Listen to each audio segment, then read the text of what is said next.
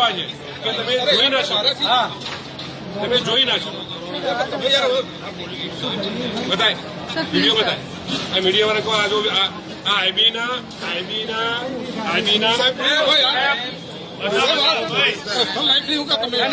પોલીસને બોલાવો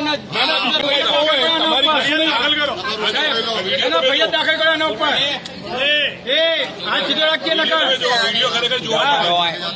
આ આઈબીનો અધિકારી થઈ, આઈબીનો અધિકારી બની અને જો આટલી કક્ષાએ જતા હોય અને અમારી કોંગ્રેસ ખાનગી અમારી જુઓ